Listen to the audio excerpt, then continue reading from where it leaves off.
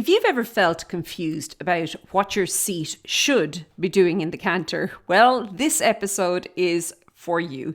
It's actually one of the most popular episodes that we have from our archives, and I want to bring it back today as part of the Strides Revisited series because I think it perfectly complements what we were talking about on Tuesday's episode about that swinging lower leg. So, that all being said, let's dive in.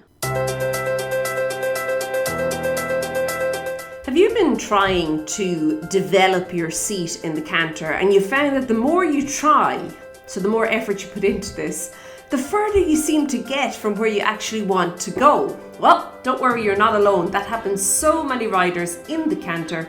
Today we're going to talk about why and how you can actually turn it all around. Hi there, my name is Lorna and this is the Daily Strides podcast, the podcast for equestrians all over the world, helping you to have better conversations with your horse each and every day in the saddle. And I'm a firm believer that the conversation should not just be in the saddle. It starts on the ground and we lead it across to the saddle. But today we're talking all about in the saddle. And I want to say we're firmly planted in the saddle. And you see, I think that could be the actual issue that a lot of riders are facing when they're trying to actually improve their development of their seat in the canter. They're kind of planting themselves firmly in the saddle. So I want you to consider this, okay? The more you are planting or digging or shoving or pushing or forcing or all those in words, okay? The more you're doing that when you're cantering, you are almost you're stopping or you're blocking your horse from actually connecting through in the canter. So instead of you having the positive influence and impact, which is, I'm assuming, what you're going for here because you want to improve yourself in the canter, you're actually doing the exact opposite. And if you can imagine your horse's back and it's lovely and it's there, and think about how whatever's happening in the back end, so the hindquarters, the engine section, has to flow where? Through your horse's backs, which is, where's that? Underneath you, in order to get to the front end and actually connect up, okay? If you can imagine that, the next time you're cantering, that will begin for you to see how when you are shoving, pushing, digging, driving, all these words, okay? When you're doing that, you're actually stopping that. You're stopping the flow of energy that you actually want to improve, okay? And it's not that you can improve the energy, but you can certainly improve how the energy is being utilized or used, okay? And that is why we want to actually develop our seat in the canter. So what is the first part of this? Well, I think the first part comes down to actually understanding, following, and allowing, okay? So I am a big believer that you need to learn to follow before you can then learn to basically influence, okay? And to begin improving things. And by following, all I mean here is that you're basically allowing your horse to move you in the saddle as opposed to you shoving and trying to move your horse, okay? So can you see they're two very different things. So for many riders, they don't want to go back to this because they feel that it's something that they learned maybe very early on in their riding. And, I'm past that now, I've moved on from there. Well, no.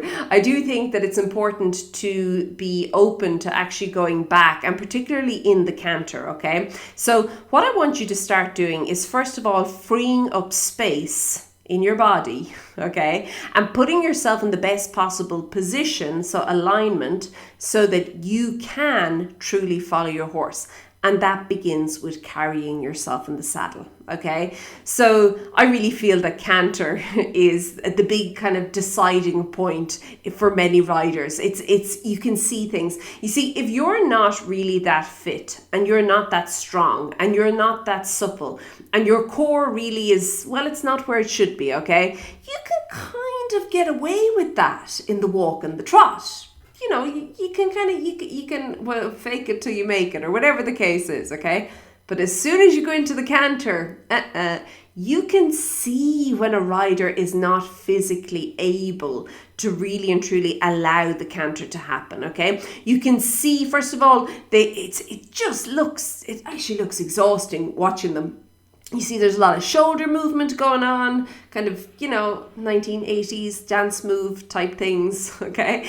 Not a whole lot of seat movement going on. And if it is, it's very forced and it's shoving, and it just looks tiring watching them. And of course the inevitable result is that the rider becomes exhausted. The horse usually is buckled out at this point and said, listen, but if this is how the conversation's going, I'm not going to be part of this. So they disengage completely from it, okay? And you end up with this really not great quality canter, okay? This versus a rider who can carry themselves, so who is strong enough through their core that they can basically make space for their body. They're able to carry if you can imagine making space between the bottom of your ribs and the top of your hips. Now, I know a lot of people are going to say, Lorna, but that is basic. But let's just imagine it. We can all relate to that, okay? So we want to make space between the bottom of our ribs and the top of our hips, okay? And in doing so, by carrying through their body, now you've freed up your seat to follow your horse, okay? Your seat is now able to move, and you get less of this 1980s dance moves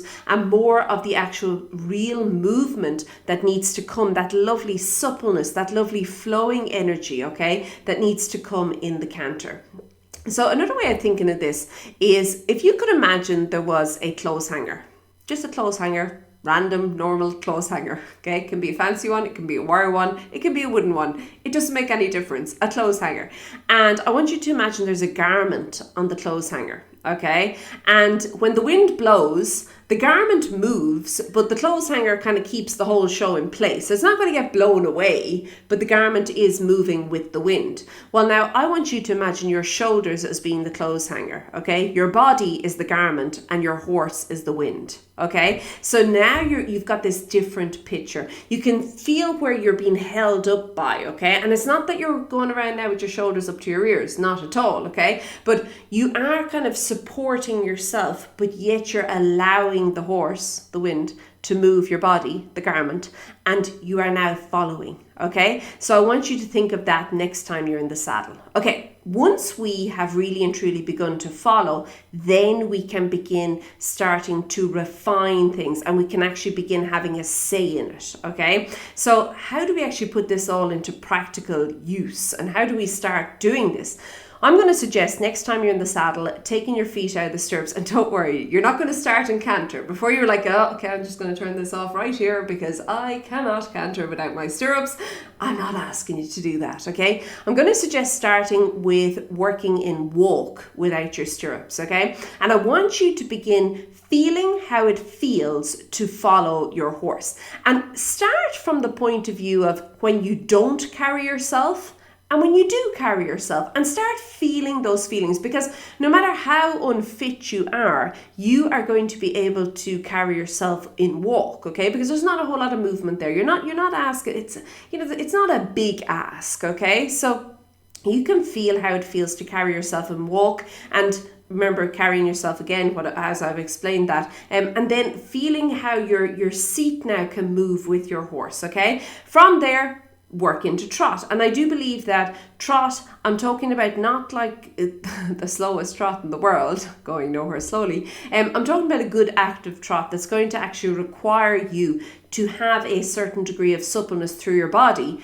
Obviously you're in sitting trot now, you've no stirrups, in order to maintain that trot, okay? So I feel that's where I'd work to, and then up to canter. Now we're still just following here. We're not in any way trying to direct the horse at all or trying to influence the horse at all using our seat, okay? Once you've got following, and once you understand following, and once you're pretty good with following, then you can start refining. Then you can start thinking about, okay, how can I begin to ask questions using my seat, okay? And where I would start there is the half-halt, okay? And again, you can start this in walk and in trot and then building up to canter, okay? So start with your half-halt. And what's really important about the half-halt, I mentioned at the very beginning how you have following and then you have allowing, okay? So I said there's following and there's allowing.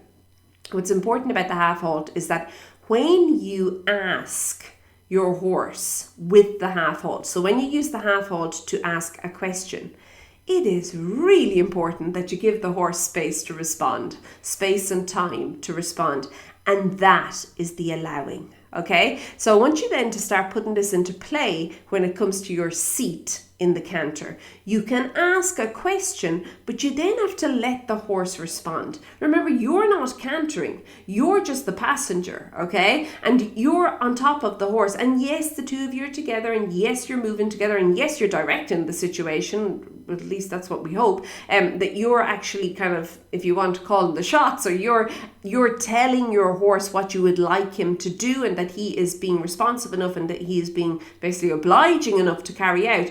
But you have to go ahead then and let him do it. You're not doing, okay? So I want you to start playing with that when it comes to your seat, and to how you can then use your seat to begin positively influencing your horse, okay? I really feel that it starts with there. So start with carrying yourself, build it up to kind of thinking about, as I said, the clothes hanger, your shoulders. You're creating the space through your body so as your hips can actually, basically you're not shutting down your seat because the top half of your body is collapsed down and is too heavy on it, okay? By carrying yourself, you're opening it up and you're allowing your seat to move. And only then by following the horse and by truly learning how that feels, can you then begin to start influencing the horse. And remember, the influencing part and parcel of it is the allowing. It's asking the question, so the influence, the ask, and then allowing the horse to respond. And initially, I really feel that sometimes we want to go too quickly with this, and we feel that we should be further along, or we feel that it should be quicker. Remember, up to this point, your horse has probably been taught to either completely ignore your seat or completely disregard it because, well, you know, it's not great, the action that's going on there, okay? And the horse is like, I don't know, you know what you want. When you kind of get a little bit clearer on what you want, or at least how you're going to ask me for what it is you want, then come back to me. Now you're coming back to him. Now you're becoming clearer on these things and you're coming back. And remember, it's going to take time for your horse to A, understand that you actually are clear on what you want now, and B, to actually start listening for your seat, okay? It's not an overnight thing. This is going to take time, and it's also going to require you to be consistent in how you're doing this. What I would also suggest with this, and just one last tip on this, I feel that very often riders tend to, and this comes back to your physical fitness, riders tend to forget how supple and fit they need to be in order to effectively ride the canter, okay? And they will keep hammering on it. They'll keep going over and over and over again. And the rider is tired, physically tired, is sometimes exhausted.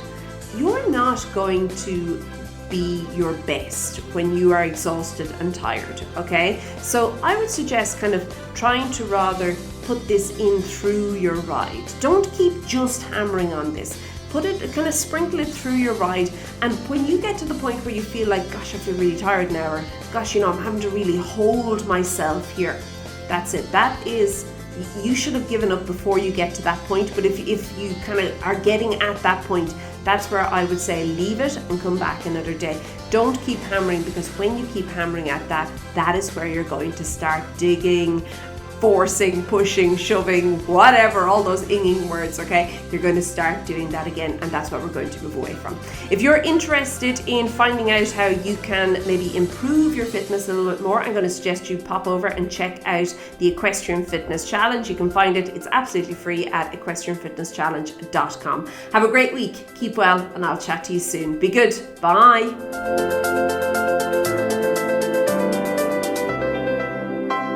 So there you have it. And of course, since that episode was originally aired back in March of 2020, oh my goodness, there has been a lot of updates to the Equestrian Fitness Challenge. So I would suggest popping over there, and if you haven't got the latest challenge, give it a bash. It's walking and yoga, lots of fun. But also, if you are kind of noticing, hold on, I really, really want to get the basics a little better working for me in my riding, then make sure you pop over to returningtoriding.com, get on the wait list, because I have a brand new live training coming very, very soon that you are going to love, and that it will help you to really and truly move from being a passenger to actually being a rider in the saddle. Okay, have a super week, and I'll chat to you soon. Be good. Bye.